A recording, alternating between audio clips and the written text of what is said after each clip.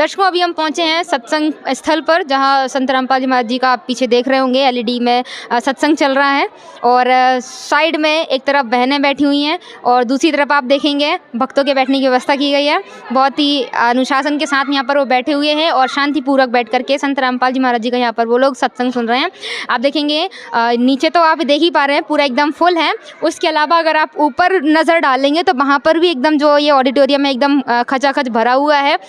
मतलब कहना चाहिए कि संत रामपाल जी महाराज जी के फॉलोवर्स ज़्यादा हैं और जो जगह थी वो उनके लिए कम पड़ गई है। तो ये उत्साह जो देखने को मिलता है संत रामपाल जी के फॉलोवर्स के अंदर कि जब भी कभी सत्संग की खबर उन्हें मिलती है या कोई भी सेवा के लिए उनको अगर बुलाया जाता है तो वो तुरंत ही बिना किसी झिझक के निकल जाते हैं और सेवाओं में अपना सहयोग करते हैं। तो अभी चलिए और हम जो यहाँ पर जो भक्त हैं, जो सेवादार मौजूद हैं, उनके भी विचार जानेंगे। उन्हें यहाँ पर आकर के कैसा महसूस होता है, क्या उनको लाभ मिलते हैं और उनके अन्य विचार भी जानेंगे।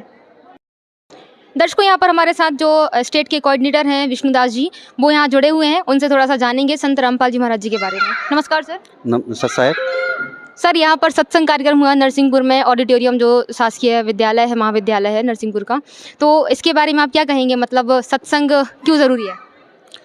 सत्संग हमारी आत्मा के लिए ज़रूरी है बहन, क्योंकि सत्संग का मतलब होता है सत का साथ, है ना। सच्चा, सत साहेब बोलते हैं हम लोग, सच्चा परमात्मा। तो इसलिए सत्संग जरूरी है हमारे आत्मा की शुद्धिकरण के लिए। सर, लेकिन एक बात और ये है कि संत रामपाल जी महाराज जी, जिनके बारे में सुना है वो जेल में है, उनके ऊपर कई सारे आरोप लगाए गए हैं, लेकिन फिर भी उनका सत्संग हर रविवार को देखा जाता है, हमेशा ही होता है। कई उनके समागम होते हैं और उनका जो ज्ञान है पूरे विश्व में जा रहा है। इसके पीछे क्या कारण है? देखिए बहन जी, ऐसा है कि जेल जाना कोई छोटी मोटी बात नहीं है। जो भी जेल गया है, मतलब जिसने सच के लिए आवाज़ उठाई है, उसको जेल जाना ही पड़ा है। अब जैसे कि आप देख सकते हैं महात्मा गांधी जी, है ना, अपने कई ऐसे महापुरुष हैं जिन्होंने सच के लिए आवाज़ उठाई है, उनको जेल में डाल दिया गया है या तो उनको फांसी की सज़ा सुना दी गई है। तो हमारे सदगुरुदेव जी ने सच के लिए आवाज़ उठाई, कई नकली संत महंतों का पर्दाफाश किया है, उनको ज्ञान के लिए आमंत्रण दिया था कि आओ ज्ञान चर्चा कर लो। कई लोग ज्ञान में फैल हो गए और कुछ लोग तो गुरुजी का सामना नहीं कर पाए, उनको परमात्मा का प भी नहीं मालूम। इसलिए इन लोगों ने षड्यंत्र के तहत हमारे सदगुरुदेव जी को जेल में डलवा दिया है। बाकी परमात्मा जी है, परमात्मा अपनी लीला कर रहे हैं। हम तो ये बोलेंगे कि बहुत जल्द सदगुरुदेव जी हमारे साथ हो गए। सर, अन्य जो धर्म गुरु हैं, क्या उनके पास सत्संग नहीं है? मतलब ठीक है, आपने कहा संत रामपाल जी महाराज जी सही ज्ञान दे रहे हैं, लेकिन अन्य धर्म गुरु भी तो बहुत समय से सत्संग कर रहे हैं। उनके सत्संग में और संत रामपाल जी के सत्संग में क्या अंतर होता है? देखिए, हमारे जो गुरुजी जगत गुरु तत्वदर्शी संत रामपाल जी महाराज जी, वो सत्य बता रहे हैं, वो अपने सद्भक्ति संदेश बता रहे हैं। सद्भक्ति का मतलब हो गया अन्य जितने भी हमारे धर्मशास्त्र है, ग्रंथ है, उनके अंदर निचोड़ बता रहे हैं कि कुल का मालिक कौन है और वो मालिक कौन है जो पूर्ण परमात्मा है। तो वो बता रहे हैं हमें। और अन्य नकली संत है जो कथा कहानी सुना देते हैं और उनको मालूम नहीं। और आपने देखना, कोई भी जो भी अन्य संत है वो कबीर परमात्मा की वाणी उसमें आती है और उसके बारे में करते हैं। बाकी उनको शास्त्रों का ज्ञान नहीं है, हमारे ग्रंथों में क्या लिखा उसका ज्ञान नहीं है। और सिर्फ और सिर्फ हमारे सदगुरुदेव जी सारे शास्त्र, जैसे कि गीता है, कुरान है, बाइबिल है, गुरु ग्रंथ साहिब है ना, इन सब का निचोड़ निकाल कर बता रहे कि कुल का मालिक कौन है, हमें मनुष्य शरीर क्यों मिला है और हमें मनुष्य शरीर मतलब मोक्ष प्राप्ति के लिए मिला हुआ है। तो जो हमारे सदगुरुदेव जी से जो नाम दीक्षा लेता है उसके कई कष्ट दूर हो जाते हैं और उन्हें सदा सदा के लिए खुशियाँ और शांति उनके घरों में आ जाती है। और कई अन्य फ़ायदे होते हैं, कई बड़ी बड़ी गंभीर बीमारियाँ ठीक हो जाती है। तो ये हमारे सदगुरुदेव जी से नाम दीक्षा लेने के बाद में एक ही ये है, इसकी पहचान ये है कि नाम दीक्षा लेते हैं उनके घर में मतलब खुशियाँ प्रारंभ हो जाती है। सर, संत रामपाल जी महाराज जी दावा करते हैं, और दावा ही नहीं, मतलब वो कहते ही हैं कि ऐसा है ही। मतलब कबीर जी को वो एक पूर्ण परमात्मा बताते हैं, सृष्टि का रचनहार बताते हैं। जबकि हमने पढ़ाई की, हमने भी यही पढ़ा कबीर जी के दोहों में, खुद को वो दास कहते थे। वो एक कवि भी रहे हैं और उन्होंने एक जुलाहे का कार्य किया है। वो एक परमात्मा कैसे हो सकते हैं?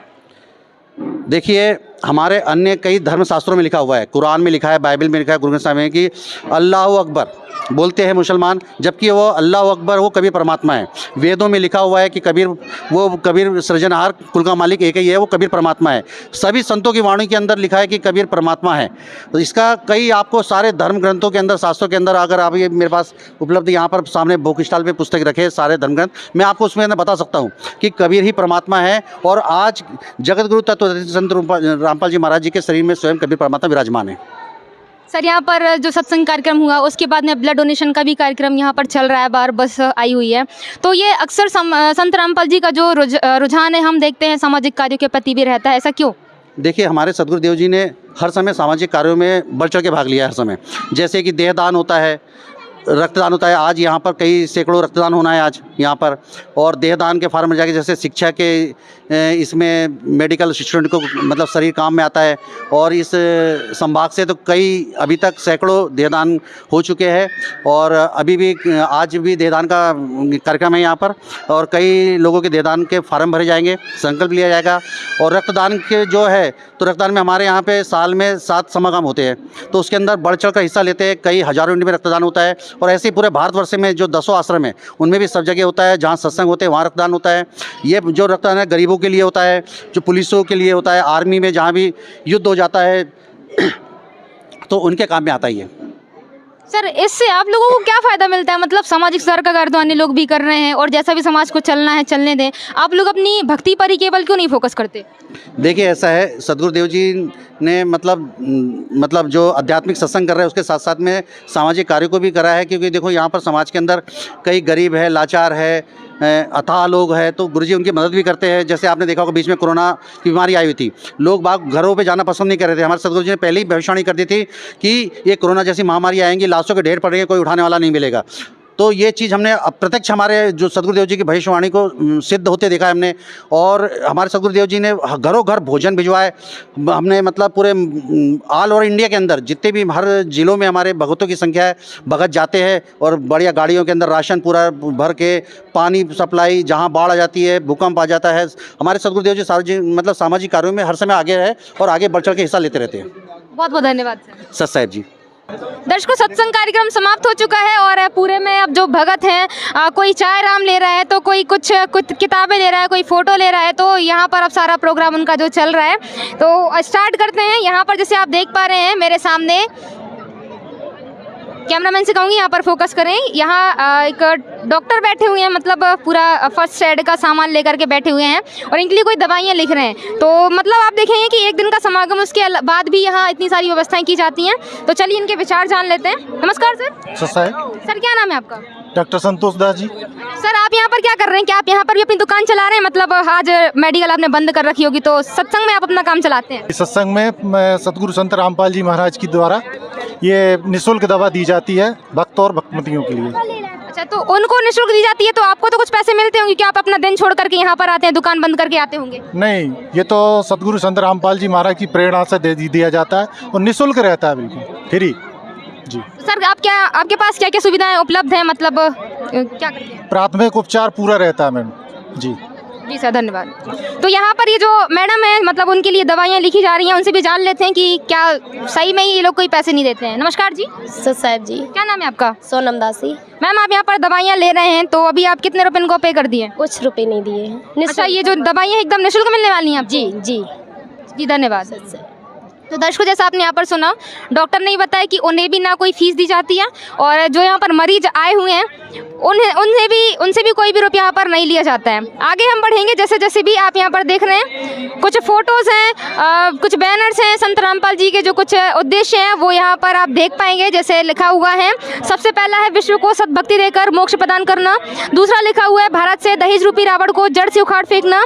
ऐसे ऐसे आप कई सारे संत रामपाल जी के मुख्य उद्देश्य देखेंगे, जिनकी संख्या लगभग यहाँ पर 11 है। मतलब 11 उद्देश्य संत रामपाल जी के लिखे हुए हैं। तो इनमें से संत रामपाल जी महाराज जी के जो फॉलोवर्स हैं वो लगभग जो श्रद्धालु हैं इनके द्वारा पूरे अपनाए जाते हैं। और हम आगे बढ़ते हैं तो देखिए, जो श्रद्धालु हैं अभी सत्संग के बाद ये लोग कुछ फोटो और कुछ संत रामपाल जी की जो बुक्स होती हैं, ज्ञान गंगा जीने की राह, उनको भी यहाँ पर ये लोग खरीद रहे हैं। और ये जो सर मौजूद है उनसे भी जान लेंगे इन पुस्तकों के बारे में। नमस्कार सर। नमस्कार सर, क्या नाम है आपका? तीरथ दास।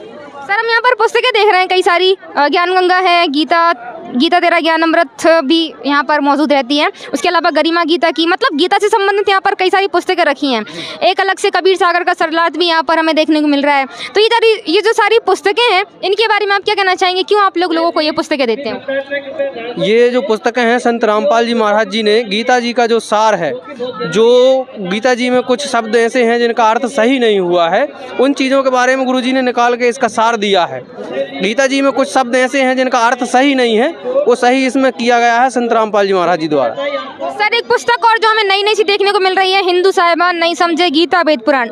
मतलब हम ये कहें प्राचीन काल से जो चला आ रहा है, जो ऋषि महर्षि हैं जो अपना ज्ञान दिया करते थे, उनका अनुवाद किया गया है, लेकिन फिर ये पुस्तक छापी गई है कि उन्होंने ज्ञान नहीं समझा। क्या कारण है इसके पीछे? इसका ये है कि इसमें गीता जी में गीता अध्याय 4 के श्लोक 34 में बताया गया है कि संत रामपाल जी महाराज जी ने बताया है कि उसमें लिखा है कि तत्वदर्शी संत जो है वो इन शास्त्रों को ठीक से समझता है और उनके अर्थ सही करके बताते हैं। तो तत्वदर्शी संत द्वारा इनका जो निचोड़ है वो निकाल के संत रामपाल जी महाराज जी ने बताया है। धन्यवाद सर। धन्यवाद। तो दर्शकों जैसा आपने यहाँ पर सुना पुस्तकों के बारे में कि संत रामपाल जी महाराज जी जो हैं उन्होंने गीता वेदों का सारा ज्ञान इन पुस्तकों के अंदर एकदम मतलब उसका निचोड़ निकाल कर यहाँ पर रख दिया है। तो चलिए आगे बढ़ते हैं। आप यहाँ पर आगे देखेंगे जैसे कुछ भगत बैठे हैं, कुछ उनके सामने पेपर्स रखे हुए हैं। यहाँ पर क्या कार्यक्रम चल रहा है इनसे भी हम थोड़ी सी जानकारी प्राप्त करेंगे। नमस्कार सर। जी नमस्कार जी। सर क्या नाम है आपका? घासी रामदास। सर ये कुछ बहुत सारे पेपर्स हमको देखने को मिल रहे हैं, ये किस चीज़ के हैं और आप यहाँ पर क्या काम कर रहे हैं? यहाँ पर ये दहेज मुक्त रेमेडी का भी होती है और देह दान के फार्म भी भरे जाते हैं। अच्छा तो ये उसके फॉर्म रखे हुए हैं? जी जी जी जी जी।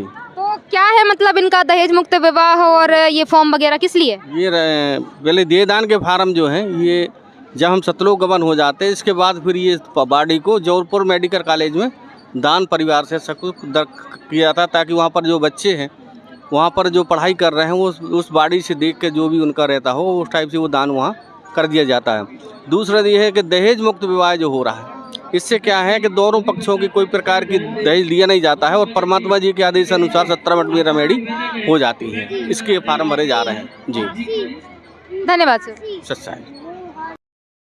दर्शकों यहाँ पर आप देखेंगे एंट्री सेवा इकाई का ये बैनर लगा हुआ है। यहाँ जो भी श्रद्धालु संत रामपाल जी महाराज जी के आते हैं सत्संग सुनने के लिए, उनकी यहाँ पर एंट्री होती है कि वो लोग सत्संग में आए हैं नहीं आए, कितने श्रद्धालु यहाँ पर सत्संग सुनने के लिए आ चुके हैं, वो सारी एंट्री ये जो सेवादार बैठे हुए हैं वो लोग एंट्री करते हैं। और आगे हम देख रहे हैं थोड़ा सा तो चाय की व्यवस्था यहाँ पर की गई है। मतलब सत्संग कार्यक्रम के बाद यहाँ कोई विशाल भंडारा नहीं होता है। संत रामपाल जी महाराज जी के आदेश अनुसार मतलब जैसा फॉलोवर से हमें पता चला कि यहाँ पर केवल चाय और बिस्किट की व्यवस्था की जाती है जो श्रद्धालु सत्संग सुनने के लिए आते हैं। तो उनके लिए यहाँ पर आप देखेंगे केटली रखी हुई हैं। एक तरफ ये भक्तों के लिए है पूरा चाय राम की सेवा जैसा आप देख पा रहे हैं। इस तरफ जो भक्त आत्माएं होती हैं मतलब जो जेंट्स होते हैं उनके लिए यहाँ पर चाय की व्यवस्था रहती है। वहीं दूसरी तरफ आप देखेंगे, मैं कैमरामैन से कहूँगी सामने वो दिखाएं, तो उस तरफ जब आप देखेंगे तो ये जो बहनें होती हैं मतलब जो माइयाँ या बेटी बहनें, इन सभी के लिए चाय की व्यवस्था अलग से की जाती है ताकि एक जो मर्यादा है वो बनी रहे। मतलब ऐसा कोई घटना ना हो कि भाई भगत या बहनें मतलब लेडीज़ और जेंट्स का यहाँ पर मिक्सचर ना हो। इस सब की यहाँ पर पूरी देखभाल की जाती है और पूरा सुचारू रूप से यहाँ पर सत्संग कार्यक्रम चलता रहता है। तो दर्शकों ये थी हमारी आज की नरसिंहपुर ज़िले के एक दिवसीय सत्संग कार्यक्रम की पूरी अपडेट। जो भी आपको खबरें हैं या आध्यात्मिक ज्ञान की अगर आपको कोई जानकारी प्राप्त करनी है उसके लिए हमारे साथ बने रहिए। इस वीडियो को देखने के लिए आपका बहुत बहुत धन्यवाद।